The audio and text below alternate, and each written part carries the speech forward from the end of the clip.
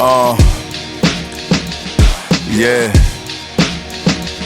Ha! Yeah, I'm so special, I'm so special, I'm so special, so special, so special. I'm like Ichigo, master in a red suit. This my Bankai form, I'm about to let loose. Better make your next move, your best move. Straight out the gate, niggas gon' hate and try to test you. Watch who you with, who your mans, who you next to. If you take a hit with son assist like a nephew, you can never check us. Homie, this a chess move. Wrote this on a little short bus, I'm so special. If Mav say get him, I'ma get him. Ain't no talking when I pull up. Park up, hop out, run down with my hood up. Now what the fuck are you hating for? Can't DFG get money anymore?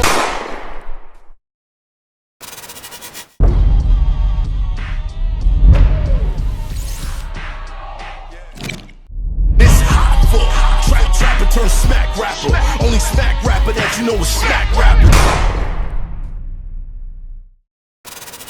I was doing a reaction to the presidential debate. And I was voicing, my concerns. And, when you go live on YouTube, hopefully this doesn't get me shut down. Hopefully, right? When you go live on YouTube, you can see the amount of people that's there watching the live. Yeah. In a split second, it went to 0. Yeah. And I was like, okay, Yeah, that's I think you should even stop talking about this now. Yeah. Because I think they will take you down for it. And Wow. your livelihood depends on it. Right. And that's the point. If they can ruin your livelihood, how are you going to, here's what they do in China. China, your face is your credit card. So there's facial recognition everywhere. They know where you are 24 hours a day. Everybody has a social credit score. And if your score drops below, if you hang out with people who have bad credit scores, your credit score drops. If you are wearing like something out of Black Mirror. Yeah, if you're Black Mirror. Yeah. If you're like let's say on a day when they order everybody to wear masks and you're seen through facial recognition on the street with your mask below the nose, your social credit score will drop. If your social credit score stops below a certain number and you're penalized, your credit cards, which is your face, no longer work anywhere except in grocery stores within a certain radius of your house. So you can still feed yourself, but you can't get gas for your car. You can't travel. You can't leave. And these kind of rules are now being adopted across Europe. In Latin America, Brazil this week banned Twitter. And there's censorship now all across Europe. There is no free speech left in Europe. So we don't want that to happen in the United States. And, Kamala Harris and Hillary Clinton and Tim Walz all made statements in the last 2 weeks saying that essentially that the First Amendment is a privilege, it's not a right. That the government has a right to censor misinformation or disinformation. Where did they say that? They said it publicly, and you can go look at it. It's on like 20 memes right now, all 3 of them saying it. They said it wasn't a right? Well, they said, I think Kamala actually, or maybe Tim Walz said there's no protection in Kamala used the word, it's a privilege. It's free speech is a privilege. Mm-hmm. So, and they all said, the government has a duty to censor misinformation or disinformation. Why is that? If the government is now the arbiter, that it's determined what is misinformation or disinformation, it's not actually looking at the facts. It's looking at things that are critical of them. And no government in history has ever wanted to censor people for telling lies. They censor people for telling the truth. That's what they don't want to hear. And if we give our government the power to determine what's true or not true, the things they're going to say are not true are things that are critical of them. That's the danger in letting the government decide what is misinformation or disinformation. During the last few years, you've seen the government lies to us all the time. That's misinformation, but nobody is censoring them, right? So, I think it's an argument about politics, right? And I feel like as I listen to you, or at least from my experience is that I don't believe politicians when they speak. I believe everybody has an agenda. But when we asked the question, we started with, why did you decide to endorse Trump, right?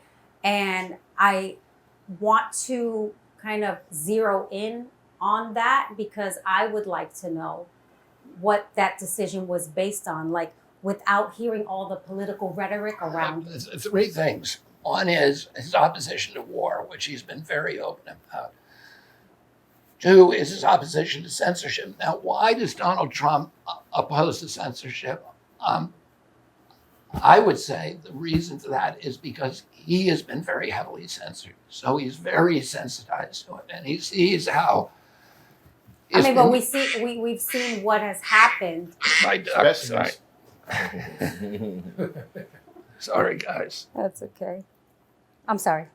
Go on. Go ahead. No, I was just thinking about how harmful some of the things that he has said. Trump has. Yes. Has Yeah, been, of course. Right? If we go back to the insurrection. So I just want to know how you feel about those type of things, right? And endorsing him, right? Is that a cosign of the things that he has said? Because when you decided to drop out of the race, right? And I have a follow-up to that. When you decided to drop out of the race and endorse Trump, I guess my first question is, will your name still be on the ballots in certain states? And if that is the case, what states and why? And what is the strategy with that? Okay, so let me answer your first question first and then that one. When I met with President Trump, I said, I'm not going to drop out of the race. I'm not terminating my candidacy. But like in Europe, when you often have unification between two parties who decide to run together, because that's the only way they're going to win, because they have multiple parties there. So they usually build coalitions and then they run together. What I said to Trump is that that's what I want to do. I'm not going to co-sign your issues. I'm going to run because of these three issues, and I'm going to support your positions on those. And all the other issues that you may have that I don't like, I'm going to maintain my ability to criticize you publicly for them. And he agreed to that, and I've continued to do that, and he does it with me too. So it's not like an all-out endorsement of me saying, everything that he says I'm going to co-sign. That's not what it is. It's where our parties are now unified. I'm supporting him because he's better on these three issues, which are critical to me, than the Democrats are, and that is what my endorsement means. Okay. And so the second part of the question being about whether your name is going to be on the ballot.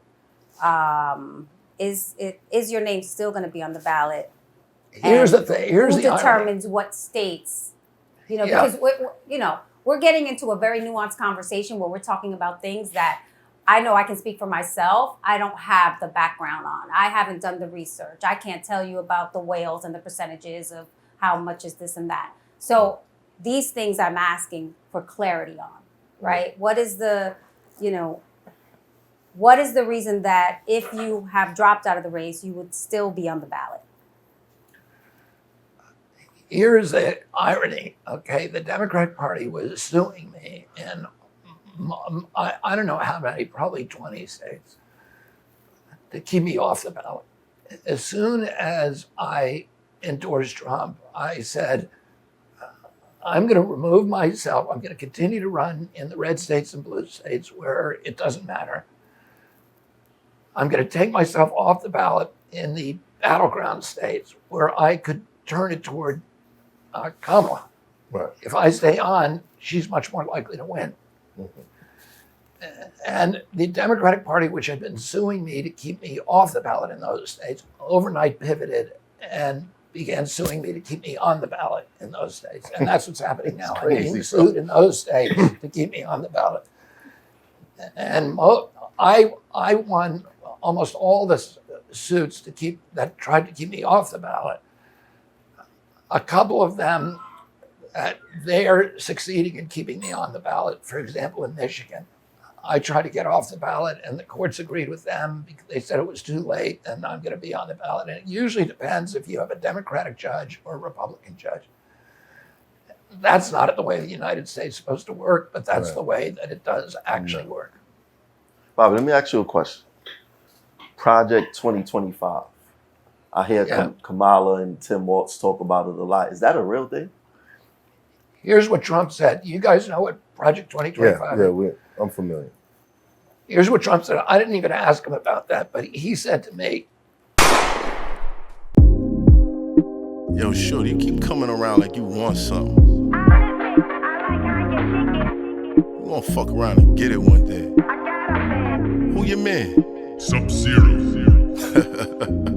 Yeah. I ain't got time to be stressing no bitch. And you know it, Chasing these thoughts, you'll never get rich. and you know it, You don't want no smoke, but you talking that shit. and you know it, Nigga just mad I'm fucking his bitch.